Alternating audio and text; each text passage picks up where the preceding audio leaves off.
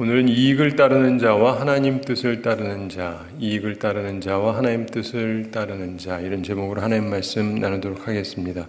사람은 뭔가를 추구하게 됩니다. 뭔가를 원하는 거죠. 여러분 오늘 새벽에 구태여 하나님의 전에 나오셨죠? 이게 뭔가를 추구하는 거죠. 대부분의 사람들은 다른 것을 추구합니다. 또 하나는 우리가 보면은요, 이렇게 새벽에 교회 나오는 사람들 참 특이하다. 세상에는 아무도 일어나지 않을 거다. 아닙니다. 새벽에도요, 일어나서 움직이는 사람들 많이 있습니다. 술 먹고 움직이는 사람도 있고 여러 종류의 사람들이 있습니다. 그러니까 사람들이 보면 뭔가를 추구하고 뭔가를 따라갑니다. 근데 우리들은 무엇을 따르는가? 세상에서는 이익을 추구하라고 그럽니다. 사실 일리가 있죠, 어떤 면에서. 그런데 그 이익이라는 것도 의로워야 되는데 의로우냐 그렇지 않으냐와 상관없이 그냥 이익을 추구하면 곤란한 것이죠. 근데 특별히 우리는 하나님의 뜻을 따르는 사람이 되어야 됩니다. 하나님의 뜻을 따른다는 것은 이익을 추구하지 않는다는 것이 아니에요. 이것도 오해하시면 안 돼요. 많은 분들이 그러니까 하나님의 뜻을 따르는 것은 손해만 보는 것이다. 그것도 잘못 가르치는 것입니다. 그런 게 아니에요. 하나님의 뜻은 무조건 손해만 보라는 얘기가 아닙니다. 하나님의 자녀들이 바보같이 살라는 얘기가 아니에요. 그런데 하나님의 뜻을 따른다라고 하는 것은 기본적으로 옳은 길입니다. 근데 이게 어떤 때는 유익하기도 하고 어떤 때는 유익하지 않을 수도 있죠. 그건 하나님의 섭리 속에 담겨 있습니다. 근데 우리는 중요한 것은 이익이 1번이 아니기 때문에 하나님의 뜻을 따르고 그러면서 유익을 얻기도 하고 혹은 십자가의 길을 걷기도 하는 거죠.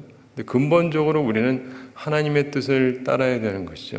그래서 여러분의 마음속에서 항상 이게 계산상 나한테 유익하냐 이게 먼저 생각하는 분이면 굉장히 문제가 많은 분이에요. 죄송합니다. 세상은 다 그래요. 그러니까 그런 분들은 계산할 필요 없고 이 교회를 오셨는데도 이게 나한테 이익이 되느냐 안 되느냐만 생각하신다면 아직까지 거듭나지 않은 사람.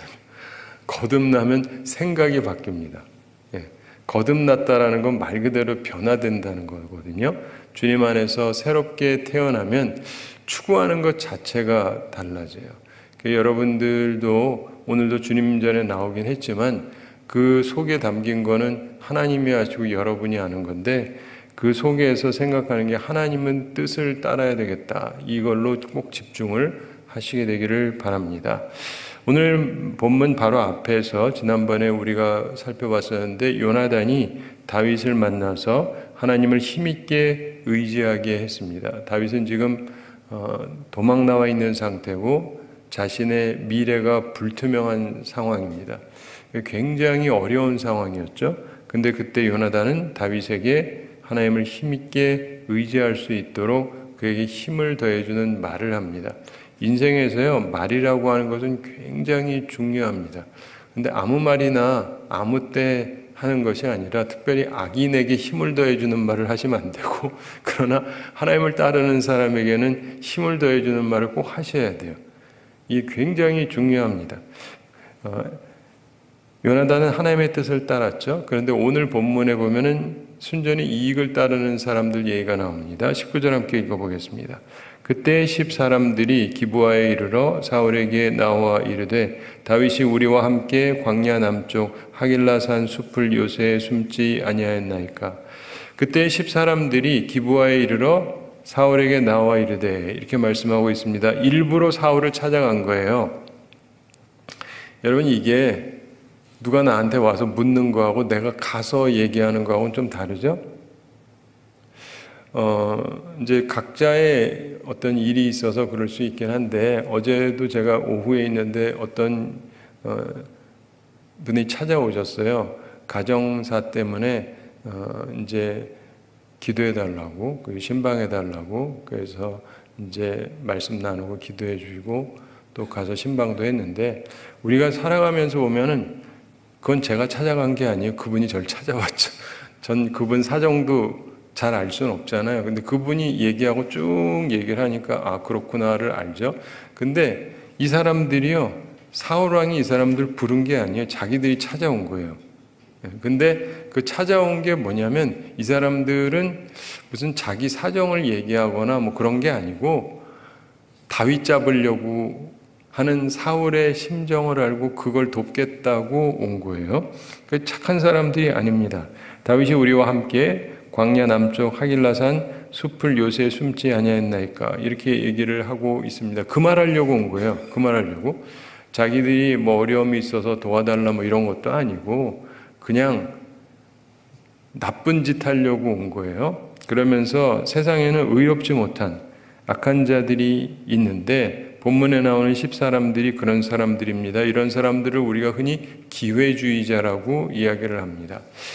그러니까 어떻게든 이익을 추구해야 되는데 이 이익을 얻으려면 지금 상황에서는 그 왕권을 잡고 있는 사울왕의 비위를 맞추는 게 좋겠고 사울왕이 원하는 게 뭐냐면 다윗을 잡는 건데 다윗이 어디 있는지 우리가 아니까 그 정보를 제공하자. 그렇게 함으로 해서 내가 이익을 볼 수 있을 것이다. 우리가 이익을 볼 수 있을 것이다. 이렇게 생각을 해서 찾아오고 얘기를 한 거죠. 의로운 다윗을 넘겨서 악하더라도 이익을 보고 싶었던 것입니다. 사랑하는 성도 여러분, 이런 사람은 되지 말아야 됩니다. 이런 사람을 보면 또 주의하셔야 됩니다. 삶을 위험하게 만드는 사람들이기 때문에 그렇습니다. 일단 그런 사람이 되면 안 되지만 그런 사람을 보면 가까이 하지 마세요. 그 사람은 여러분의 정보를 아는 순간 이거를 악하게 사용할 수 있어요. 우리 요즘에 우리나라에서 자꾸 그러잖아요. 뭐 어느 기업에서 정보가 유출이 됐다. 정보가 유출이 됐다. 근데 거기에는 이제 어떤 데들은 그냥 누가 와가지고 말하자면 해킹을 하든지 해가지고 훔쳐간 경우가 있고 하나는 내부에서 벌어지는 일이 있어요. 팔아먹는 게 있어요. 가져가기가 훨씬 쉽죠? 근데 이게 어느 쪽이든 간에 그러면 이게 큰 문제지 않습니까? 남에 관한 정보인데 그게 선한 사람이 아니라 악한 사람 같은 경우 내 정보를 다 알므로 해서 이걸 가지고 이상한 짓을 할 수가 있죠. 그리고 재정이라든가 돈 문제에 대해서 막 돈을 막 빼갈 수도 있고 이상한 짓을 할 수도 있어요. 그래서 개인정보가 중요하다라고 이야기를 하는데 그래서 보호받을 거는 보호를 받아야 되는 것이죠. 그런데 여러분이 기회주의자를 가까이 하면 그 사람들은 여러분이 갖고 있는 정보를 이용해서 자신의 기회를 위해서 활용을 해요. 이걸 이해하셔야 돼요. 아무나 사람 많이 내가 알고 있으면 좋다고 생각하지 마세요. 그런 게 아니에요. 기회주의자가 옆에 많잖아요. 여러분은 언제 어떻게 이용당할지 전혀 몰라요. 네. 또 그런 사람들은 티는 또 안 냅니다. 왜 몰라요. 그렇기 때문에 항상 주의를 하셔야 돼요. 제가 제 아이들한테 항상 하는 몇 가지 말이 있는데 첫 번째가 be nice, 친절하게 해라. 두 번째가 be careful, 조심해라. 인생은요, 조심을 많이 하셔야 돼요. 예. 아담과 하와도 그 좋은 곳에서 뱀한테 유혹을 받아가지고 넘어갔잖아요. 여러분 항상 주의를 하셔야 됩니다. 죄 많은 이 세상은 천국이 아니에요. 마귀가 활동을 하고 있는 데입니다. 그러니까 모두가 잘해줄 거다 이렇게 생각하지 마세요. 예수님하고 함께 하고 함께 한 상에서 있었던 가룟 유다가 예수님을 팔아먹기도 하는 판인데 그러니까 만사가 다 별일이 없을 거다 이렇게 생각하지 마세요. 근데 내가 알아요. 남들도 알아요. 저 사람 기회주의자라는 걸. 근데 그런 사람하고 왜 가까이 하세요? 그러고 나서 나중에 하나님 원망하지 마세요. 저는 분명히 말씀드렸습니다. 그때 하나님께서 말씀하실 거예요. 얘들아 혹은 얘야 그때 김용일 목사 통해서 얘기해 주지 않았니? 가까이 하지 말라고. 근데 너는 왜 가까이 했니? 난 이미 목사를 통해서 너에게 경고를 해줬다. 오늘도 이거 들어야 돼서 듣게 되는 분이 있을 수 있어요? 멀리 하세요. 여러분이 갖고 있는 뭐 평범한 거지만은 그것을 가지고 이용해서 여러분을 굉장히 어렵게 할 수 있어요. 그게 자기한테 이익이 된다라고 한다면. 항상 주의하실 필요가 있습니다. 20절 함께 읽어보겠습니다. 그러하온즉 왕은 내려오시기를 원하시는 대로 내려오소서. 그를 왕의 손에 넘길 것이 우리의 의무이니이다 하니. 자, 이 말은 더욱더 악합니다.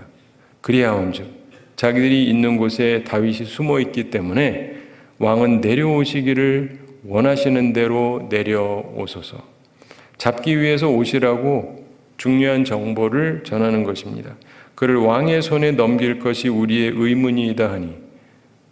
사랑하는 성도 여러분, 생각해 보십시오. 이게 그들의 의무입니까? 이들은 하나님을 섬기는 사람들 아닙니까?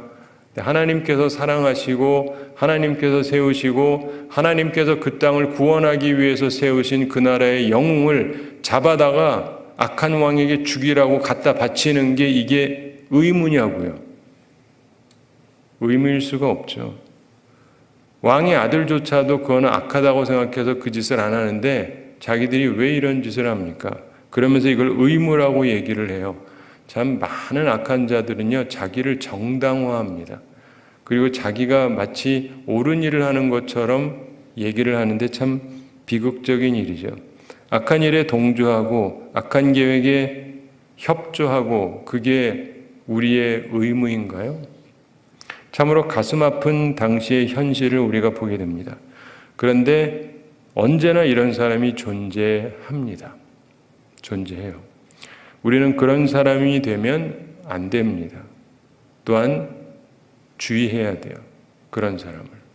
우리 인생을 살아가면서 항상 나 스스로를 점검해 보면서 나에게 그런 모습이 있지 않나 조심해야 되고, 또한 동시에 하나님 앞에서 온전히 살아가기 위해서 노력을 해야 하는 것입니다.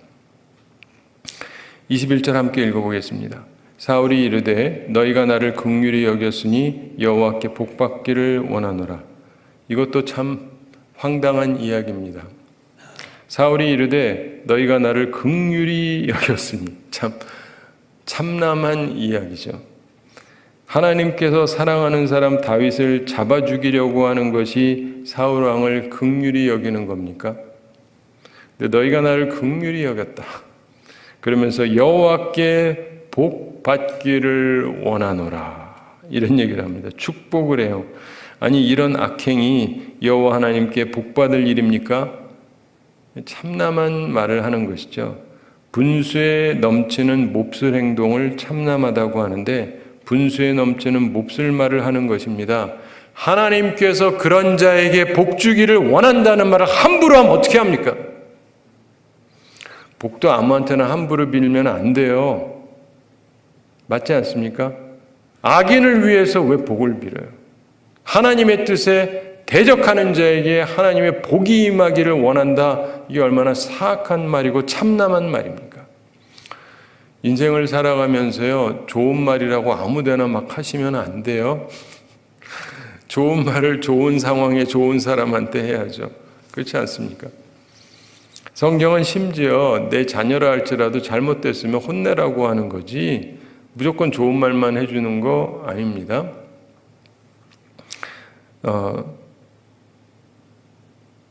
22절 함께 읽어보겠습니다. 어떤 사람이 내게 말하기를 그는 심히 지혜롭게 행동한다 하나니 너희는 가서 더 자세히 살펴서 그가 어디에 숨었으며 누가 거기서 그를 보았는지 알아보고. 자, 여기서 이제 사울 왕이 계속 얘기를 하는 겁니다. 이제 같이 상의를 하는 거예요. 어떤 사람이, 또 다른 사울에게 아첨하는 사람이 말을 한 것을 설명을 합니다. 내게 말하기를 그는 심히 지혜롭게 행동한다 하느니, 그라고 하는 건 다윗을 얘기하죠. 다윗이 굉장히 지혜롭게 행동해서 잡기 어렵다 이런 말을 했다는 뜻입니다.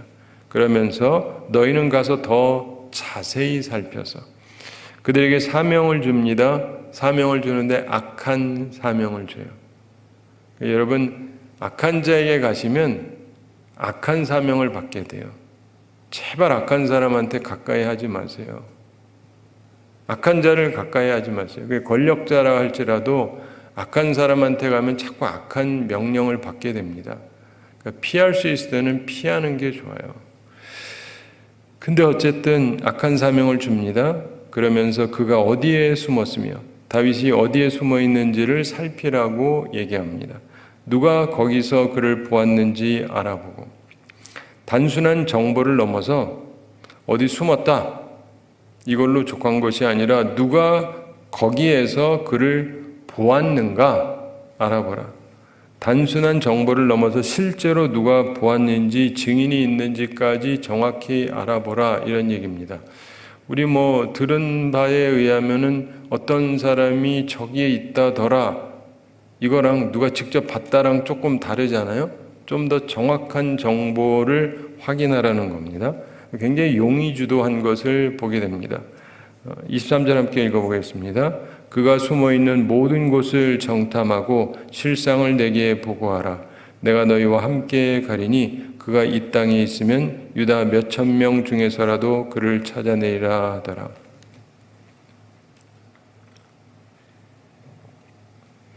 지금 사울 왕이 계속 하는 이야기입니다.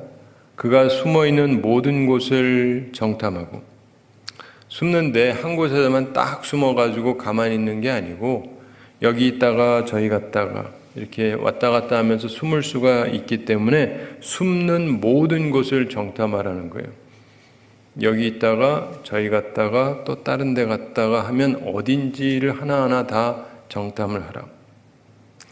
여러분 핵 폭탄을 만들면 한 군데에다가 탁 둬야 될 것 같잖아요. 한 군데에다 안 둡니다.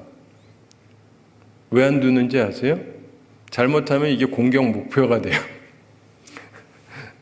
이해가 되십니까? 예를 들면 우리 교회에 핵폭탄을 뒀다. 적이 알아요. 그럼 어디부터 공격하겠어요? 여기부터 공격하죠. 이해가 되세요? 그래서 핵폭탄은요 한 군데 두지 않습니다. 움직여요. 이건 기본적인 핵에 관한 정보인데 북한도 그렇고 미국도 그렇고 소련도 그렇고 다 그렇게 합니다. 한 군데에다 딱 두고 있질 않아요. 네, 그러면은 위험하기 때문에. 그런데 그러기 때문에 사람이 숨을 때도요 한 군데에만 있지 않습니다. 너무 완벽하면 있을 수 있겠지만 이리저리 지금 다윗이 실제로 여기저기 움직였었다는 건 우리도 봤었고 거기에 대한 정보를 아는 사람이 그는 굉장히 지혜로운 사람이라서 잘 피해 다닌다. 그러니까 그런 정보를 알고 그가 숨는 곳이 어딘지 하나하나 잘 정탐해서 실상을 내게 보고하라. 악한 사명감을 가지고 제대로 보고하라. 이런 이야기입니다. 그러면서 내가 너희와 함께 가리니 제대로 보고가 된 후에 그들과 함께 가겠다고 약속을 합니다. 내가 너희와 함께 가겠다. 다 제대로 확인이 되고 완벽해지면 그때 내가 함께 가겠다. 이렇게 약속합니다. 그러면서 그가 이 땅에 있으면 이 땅에 있다라는 것은 다른 나라 블레셋이라든가 다른 나라가 아니라 이스라엘 땅에 있다면 유다 몇천 명 중에서라도 그를 찾아내리라 하더라. 반드시 찾아낼 것이다. 이렇게 말합니다. 그의 결심을 얘기합니다. 사랑하는 성도 여러분, 사울이 결심을 한 거예요. 근데 나쁜 결심을 한 거죠. 사람은요, 결심을 합니다. 근데 어떤 결심을 하느냐가 중요하죠. 좋은 결심이냐, 나쁜 결심이냐. 나쁜 결심을 하는 사람은 나쁜 행동을 하고 결국 나쁜 사람이 되는 거예요. 좋은 결심을 하는 사람이 꼭 좋은 일을 다 하느냐 하면 꼭 그건 아니지만 그래도 일단 좋은 결심을 하셔야 돼요. 그렇죠? 사람은요, 좋은 거 하려고 해도 잘 안 돼요. 우리 교우들에게 제가 설교를 주일날 열심히 해서 앞으로 새벽기도 다 나오십시오 해가지고 사람들이 제 앞으로 새벽기도 나오겠습니다 라고 결심한다고 매일 다 나오게 될까요? 무슨 소리인지 아시잖아요. 결심도 쉽지 않지만 결심했다고 또 이 실행하는 게 꼭 쉬운 것은 아니에요. 근데 일단 결심 자체가 좋은 결심이 아니면 안 돼요. 근데 사람은 참 이상한 게요. 나쁜 결심은 잘 지켜요. 그렇죠? 내가 이 교회 나오나 봐라. 그런 건 또 잘 지켜요. 안 나와. 무슨 말인지 알죠? 이게 사람이 이상하게 나쁜 결심은 잘 지켜요. 왜냐하면 죄의 종이어서 그래요. 죄의 종이어서. 그래서 죄한테 매여 있어요. 그래서 죄악된 생각을 하는 순간 거기서 벗어나지를 못해요. 근데 죄에서 자유를 얻어야 되는데 죄에서 자유를 얻어야 선한 결심이 실행이 가능해요. 이것도 굉장히 중요한 부분이에요. 많은 분들이 잘 모르는데 결심을 해도 잘 안 돼요. 근데 주님의 은혜가 내게 충만하게 임하고 내가 변화가 일어나기 시작을 하면 결심한 거를 할 수가 있게 돼요. 선한 거를. 내가 앞으로 좀 착하게 살아야지. 욕도 좀 안 하거나 줄여야지. 그리고 좀 좋은 말도 좀 하고 나도 맨날 찡그리고 살았는데 이제는 좀 웃으면서 살아야지. 이렇게 하는데 이게 되기 시작을 해요. 되기 시작을 해요. 그래서 우리에게 있어서는 좋은 결심이 참 중요한데 이 사울은 이상하게 계속 나쁜 결심을 해요. 계속 나쁜 결심을 해요. 사울은 정말 악한 결심을 계속하고 있는 것입니다. 그게 왜 그러냐면 자신의 존재 가치를 모르기 때문이에요. 자신을 하나님께서 세우신 데에는 이유가 있는데 그래서 이스라엘을 다스리게 하셨는데 그는 자기가 존재하는 이유를 잊어먹은 거예요.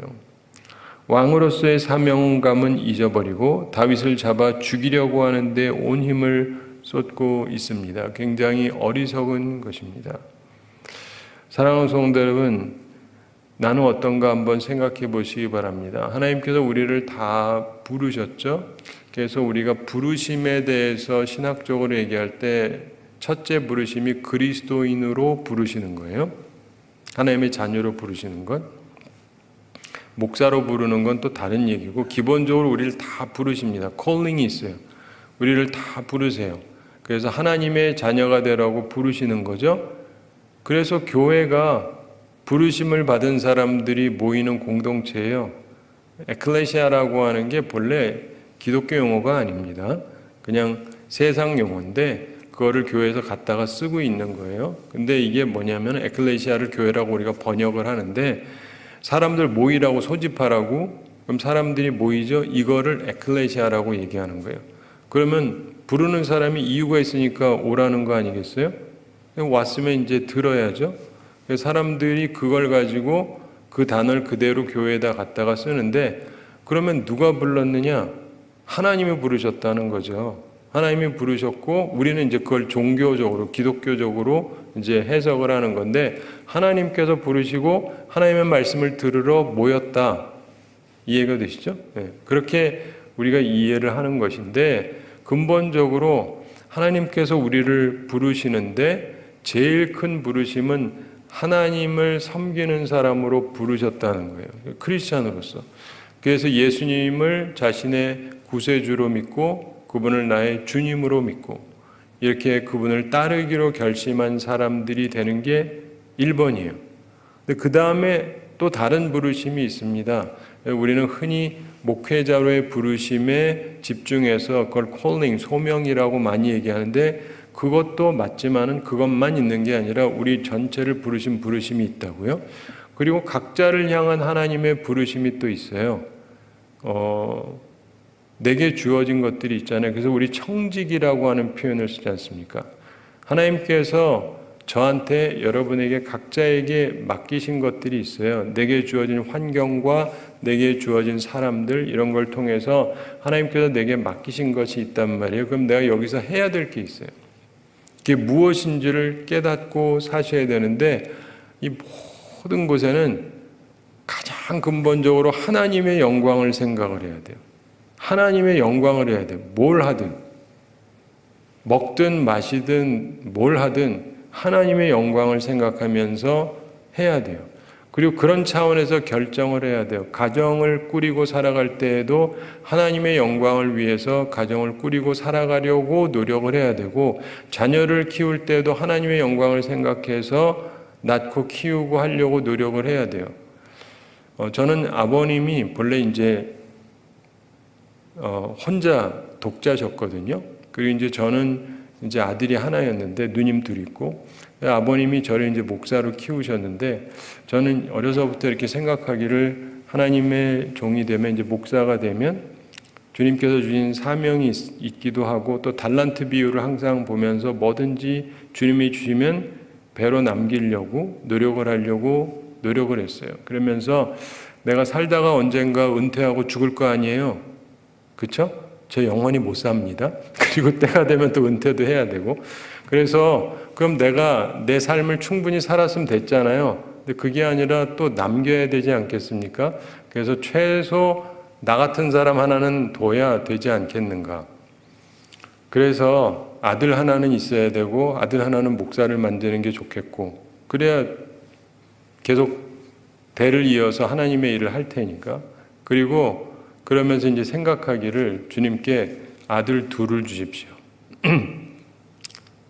아들 둘, 딸 둘이면 좋겠지만 일단은 아들 둘을 주셔야 목사로 키울 수 있으니까. 옛날에는 목사는 거의 남자만 됐잖아요. 그래서 이제 목사로 키울 수 있으니까 둘은 주시면 좋겠고, 딸은 뭐 주시면 좋고 안 주시면 할 수 없고. 근데 이제 일단 아들 둘을 주셨어요. 그래서 하나는 대학 졸업하고 신학대학원 졸업하고 지금 전도사예요. 이제 목사 고시 보면서 준비하고 있고, 다른 아이는 지금 대학 다니고 있는데 얘도 목사 되겠다고 그래요. 그럼 이제 저는 마음속에서는 주님 위해 열심히 살고, 또 그 다음 때도 이렇게 준비해 놓고, 그렇다고 해서 우리 아이들만 그렇다는 게 아니에요. 부목사님들이나 전도사님을 봐도 제가 도와드릴 걸 도와드려요. 왜냐하면 다음 때를 위해서. 근데 우리가 살아가면서 자신에게 주어진 사명이 뭐냐를 생각을 하고 살아가야 되거든요. 나한테 주어진 사명이 무엇인가? 하나님께서 제게 주신 사명이 있고 저는 그 사명 따라 살아가려고 노력을 하는데, 여러분도 나에게 주신 사명이 뭔가, 그리고 거기에 맞춰서 살아가려고 노력을 하셔야 돼요. 좋은 결심을 하셔야 되고. 말씀을 맺으면서 생각할 것은 처음에 설교 제목처럼 이익을 따르는 자와 하나님의 뜻을 따르는 자, 이 제목처럼 우리가 지난번에 봤던 본문 바로 앞에 있는 요나단처럼 하나님의 뜻을 따르는 사람이 있습니다.